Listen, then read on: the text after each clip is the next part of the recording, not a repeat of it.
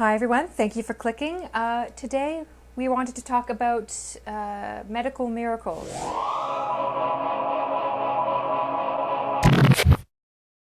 Okay, sounds interesting. Yeah.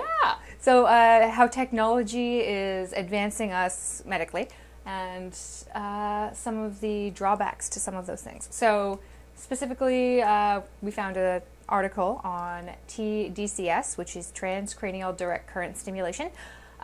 Some of you may have heard of this.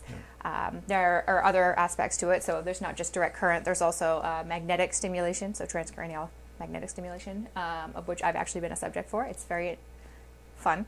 But for research reasons. For research reasons, yeah. And yeah, I've never had TDCS, probably because... Right. And I've never had electroshock therapy. So yeah. That's another one, right? Yeah, yet. But... Ooh, thank you. Yeah, but these things have come a long way for research and studies, but...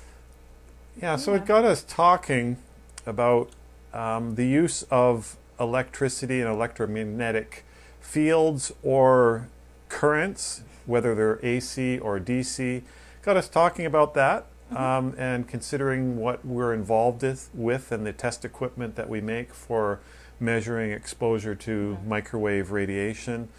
Got me thinking also, I've had, I'm a huge fan of acupuncture when necessary, and then there was a few sessions that I had with the acupuncture needles with a little current pulsing through there, and that's when I found out, or when I confirmed how conductive I am, because they had to have it basically on the lowest setting, and I was already at sort of like, this was almost too much. So yeah, so the idea of what can electricity and currents do positively. Yeah. So TDCS has already shown that it can. It's also dose dependent and power dependent, obviously, as most things are. But it can increase vigilance. It can increase physical longevity. It can increase memory, and and it also can be used as kind of like a caffeine cofactor, or like caffeine. Oh, okay, it's like a sort of like a stimulant. Yeah, it's as a well. stimulant. Yeah, so it can be used for a lot of things.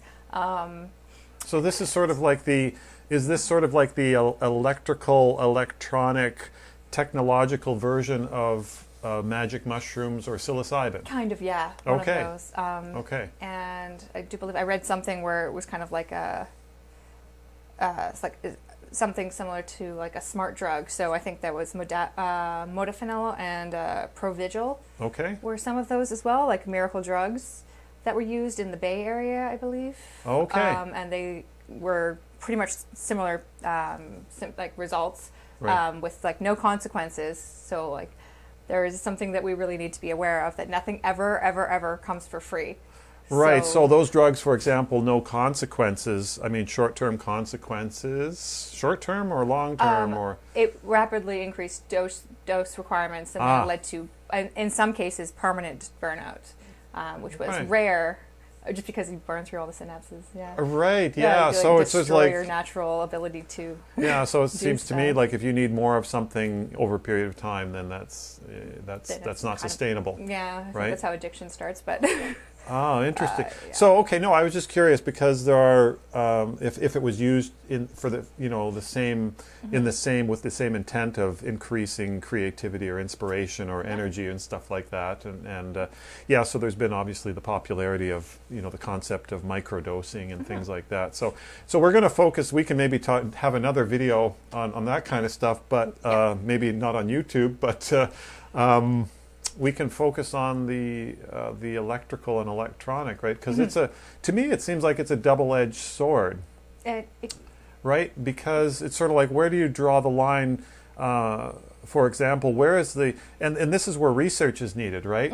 Where is the line between the therapeutic versus recreational? Harmful. Okay, yeah. So there's a third category. Yeah, line to kind of for a lot of stuff. How I've also had just external for muscle e-stim stuff. Right. We've had internal with electrodes. Yeah. And it's widely used for like physiotherapy and right. Rebuilding your And then muscle I know strength.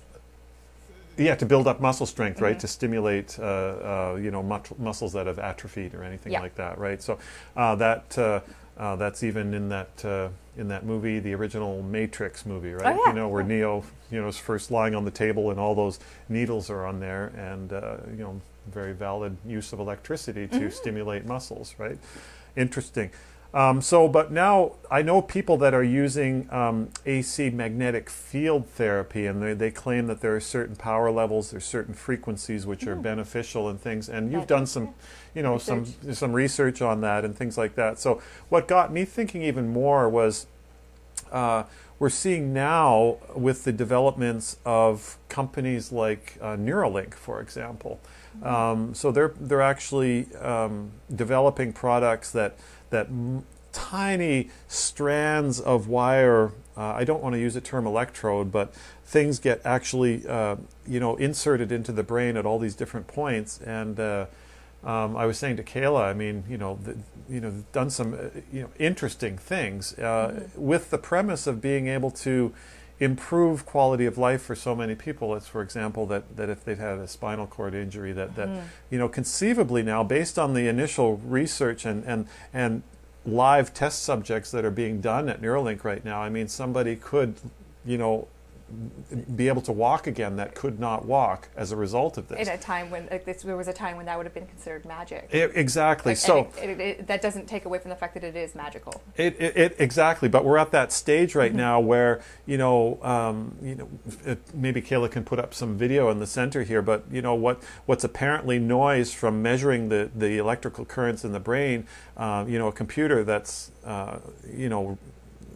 smart enough, I should say, to decode these electrical pulses and recognize patterns, then all of a sudden it's like, oh, well, obviously. So now that gets tied in with, artificial intelligence, and how that could be another whole other thing. But what got me curious was, okay, so they're going to have the Neuralink implant, but how do we communicate with it? There's going to be probably a Bluetooth or some other wireless communication, because obviously you don't want to have wires coming out of your head. So charging, right? Yeah. So then it gets to that question then, when are we going to get to a point with this technology where, we know long-term exposure to microwave radiation is not good, and sort of like, well, what's it going to be like for people that are wearing these things or have Bluetooth constantly in their bodies? And these are questions. And if it will become, if we'll ever get to the point where everybody is actually kind of sensitive, because if you immerse yourself in something long enough, even if you're not sensitive to it initially, you can eventually develop.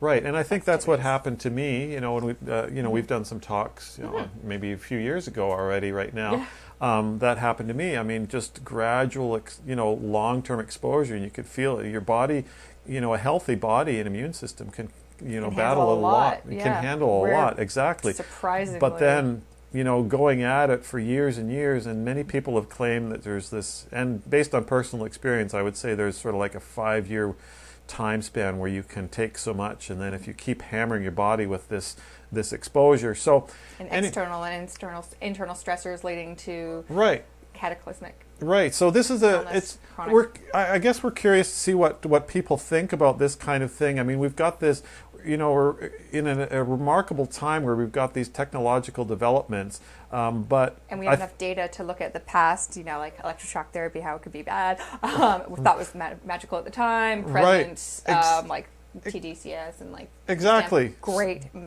perfect, but possibly like stressors to the body that could lead to cancer in the future, like Neuralink, where it's like, that's magical, but what's the drawback now?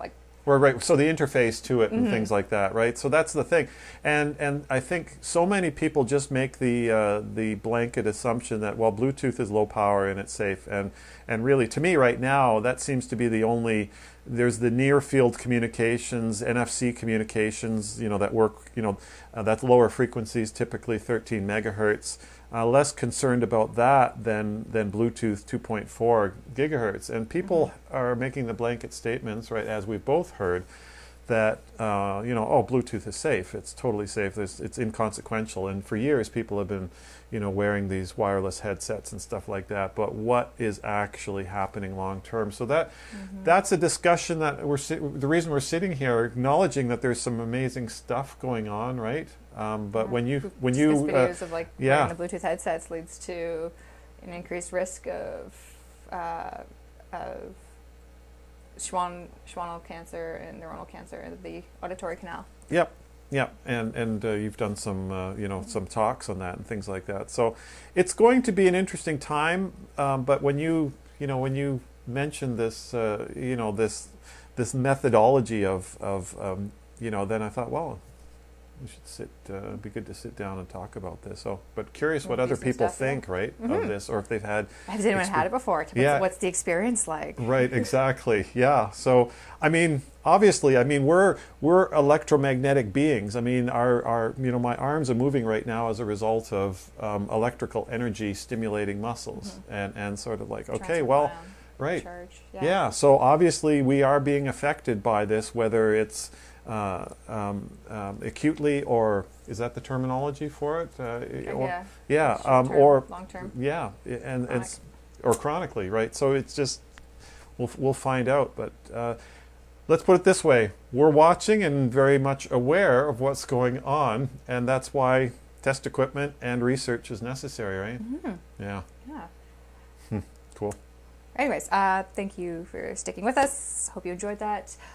Feel free to leave some comments below. Tell us about your experiences with New Age science and how magical and fascinating it can be, and if anyone's actually been exposed to DCS, 'cause I think it sounds amazingly cool. But what's it like? Yeah. No, good. Yeah, we'll be talking more about this for sure. Oh yeah, definitely. Okay.